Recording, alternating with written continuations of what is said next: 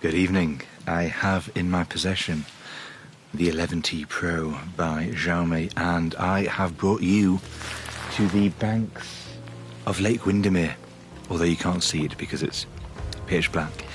However, I wanted to show you very quickly how you can simply get stunning nighttime photography on this. Yeah. Now, I was playing with neon trails earlier with some traffic. Beautiful stuff. What I want this evening is starry sky.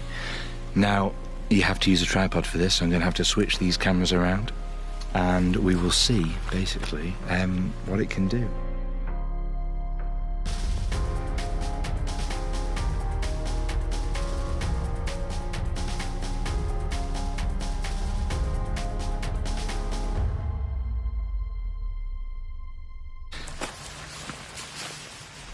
Okay, so I got lucky. The clouds, a lot of them have blown away, and we have got some stars in the sky. And quite frankly, I've managed to get a couple of absolutely beautiful photos, which have shocked me. They are that cool. So, considering this is a mobile phone, the photographic quality on these is just spectacular. So I just want to take a second here basically to demonstrate how to actually get to those long exposure options here. There's very simplest way of doing this is to scroll across to more, and here you will see a full menu, but one of those right here is long exposure. And when you select that, you get the options. So you've got neon trails, oil paintings, light paintings. The ones we were focusing on were starry sky and star trails.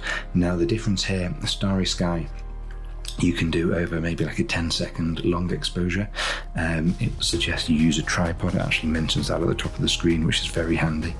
Obviously, if you don't use a tripod, unless you have the steadiest hands in the world, you're going to get a very blurry photograph. Star trails, however, is very different in that you will set it up for a very long exposure, so you can do this over hours. If you set it up for hours and hours, you will get the movement of these stars. And for a point of reference here, this is the image without the long exposure on. That is the image with the long exposure on. So this was the starry sky exposure. Again, that's what it looked like to my eyes, and with the long exposure off, so just a normal photograph.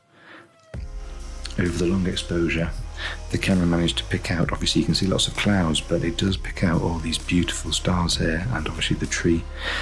This is what would happen if you try and use long exposure without a tripod. Blur, lots of blur. So I would definitely advise not doing that. And I've got a couple of examples here where I was actually playing with the light streaks. So this is where you do a long exposure, and this was on a road and a bus drove past, and obviously the camera's picked up the lights of the bus as they've gone past there. So you get these kind of light neon tracing effects, which is really quite cool. I hope that was useful for you. Some of those photos, fingers crossed, we will be able to pop up so you can actually see what I managed to capture with the camera. And considering it's a phone, it is incredible.